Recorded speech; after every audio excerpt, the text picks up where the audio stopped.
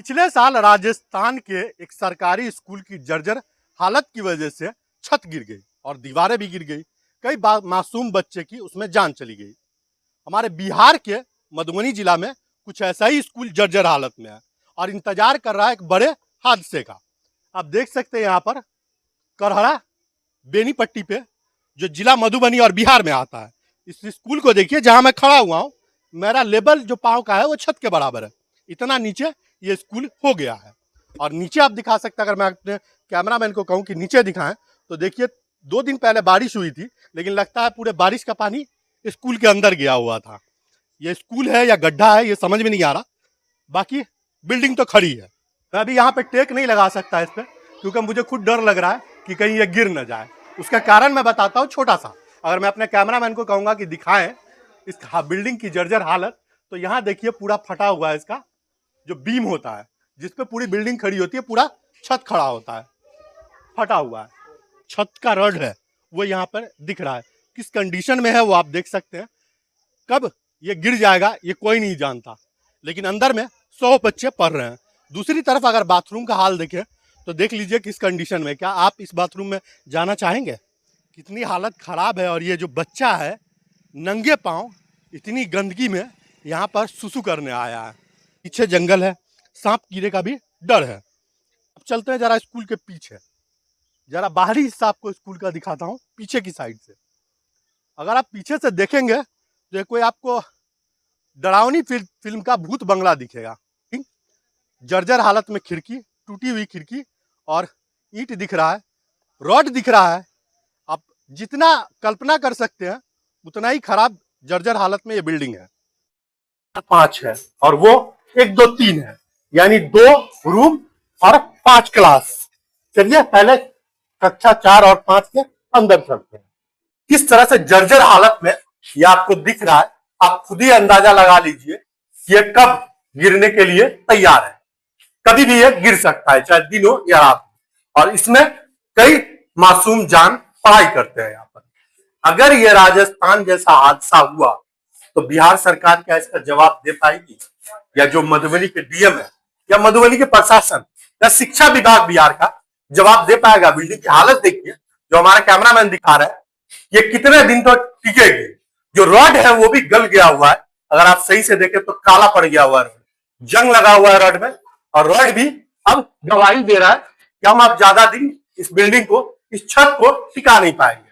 पंखा तो आपको कहीं दिख रहा होगा, 3 पंखा एक क्लास में, 4 पंखा है, 4 पंखा एक क्लास में।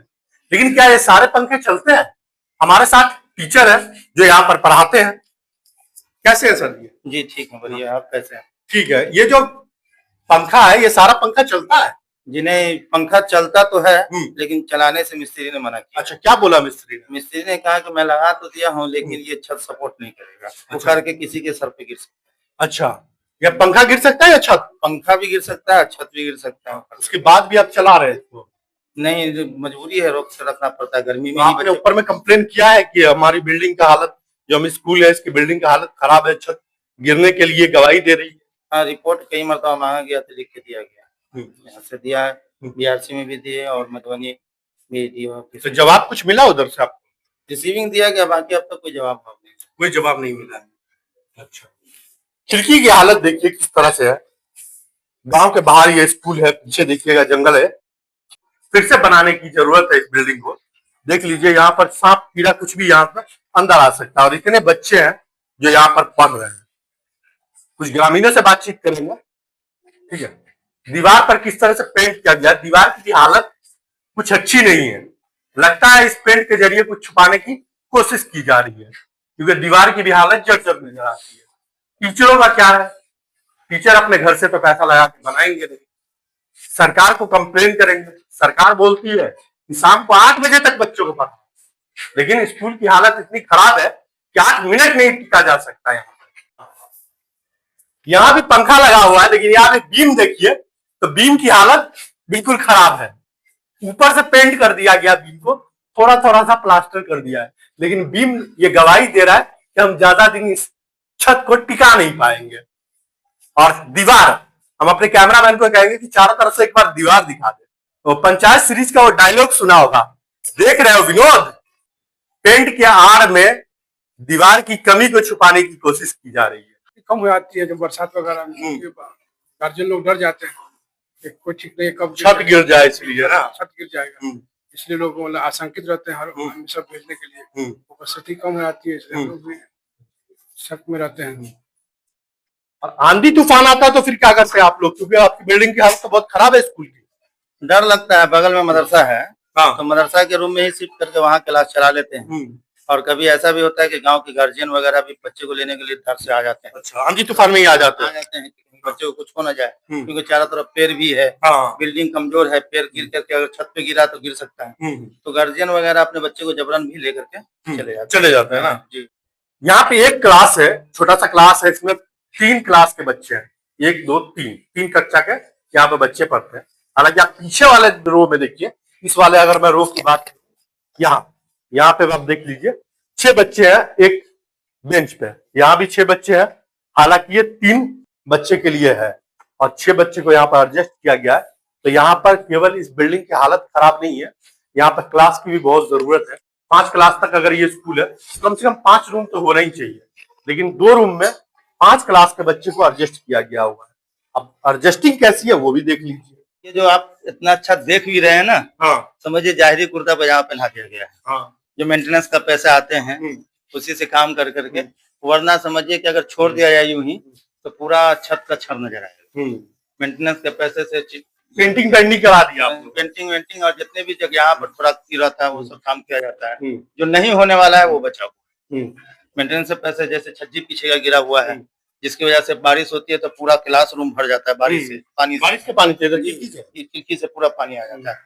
तो आपके तो बाहर से भी पानी आता होगा, रोड उतना ऊंचा, उधर से जितना पानी आता होगा क्लास में आता होगा। जी, उधर से भी आता है और इधर से भी आता है। ग्रामीण यहाँ पे 1 2 है, उनसे भी बात कर ले कि हाँ कैसे है, ठीक है। हाँ एकदम ठीक है सर, बच्चे आते हैं यहाँ, लेकिन डर लगा रहता है 24 घंटा।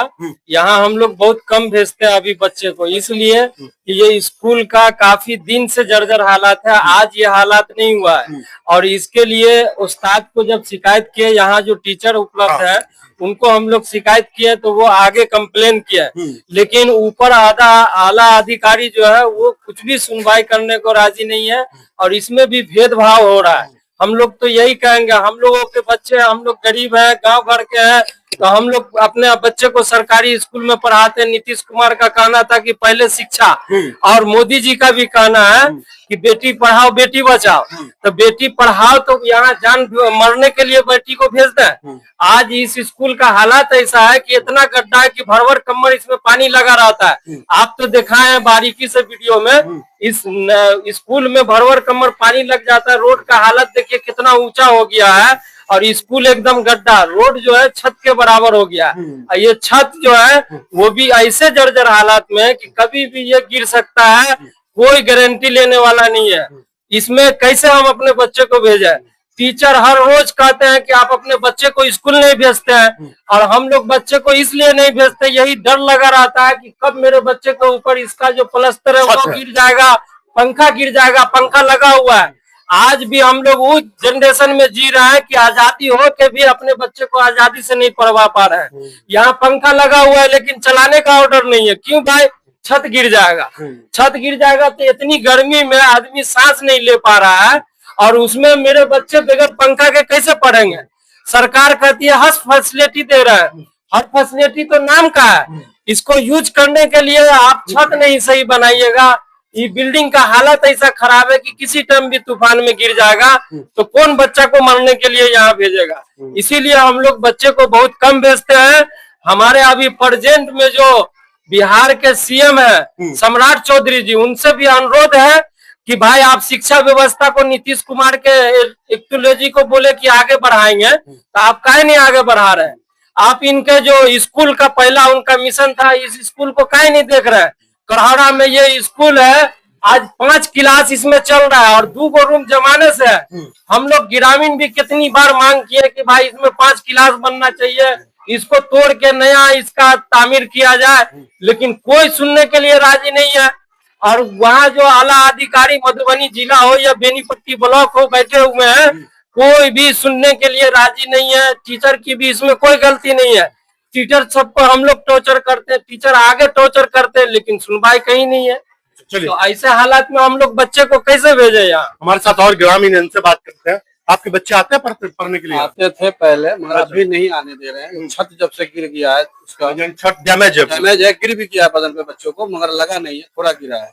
तो वो झड़ करके गिर गया। इसके लिए नहीं भेज रहे हैं, अभी रुका हुआ है बच्चा, मना कर दिए। कहीं मर जाएगा, कुछ होगा, जैसे राजस्थान में हुआ तो वो डर घुसा हुआ, इसके लिए जो है हम बच्चे को नहीं भेज रहे हैं। और बच्चे तो पढ़ रहे हैं? नहीं पढ़ रहे हैं, तब हमको हमारे बच्चे का डर है, बच्चे भी डर के ही पढ़ रहे हैं, उसके भी गार्जियन आ रहे हैं बार बार भेजने के लिए। अभी सर 1 मिनट, अभी एग्जाम चल रहा, टेस्ट एग्जाम, तो इसलिए मास्टर सबका इतना टॉर्चर हुआ हम लोगों के ऊपर कि भाई आप अपने बच्चे को भेजिए, नहीं तो नाम काट देंगे। इस डर से हम लोग भेज रहे हैं कि नाम न कट जाए, इस वजह से।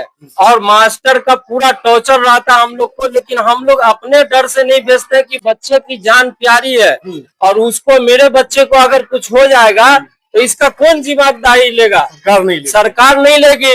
वो सिर्फ आएंगे, कहेंगे वो बहुत अफसोस हो गया। लेकिन आज जो है एग्जाम चल रहा है, इसलिए आपको इतने बच्चे हम लोग भेजे हैं, नहीं तो हम लोग यही डर से नहीं भेजते। इतना जर्जर हालत है कि आपको बता नहीं सकते। बिहार सरकार शिक्षा पे ध्यान दे रही है, लेकिन शिक्षा के मंदिर पे ध्यान सरकार का नहीं है। तो अब सरकार को शिक्षा के मंदिर पे भी ध्यान देना होगा। मिलते हैं नेक्स्ट वीडियो में, तब तक के लिए जय हिंद।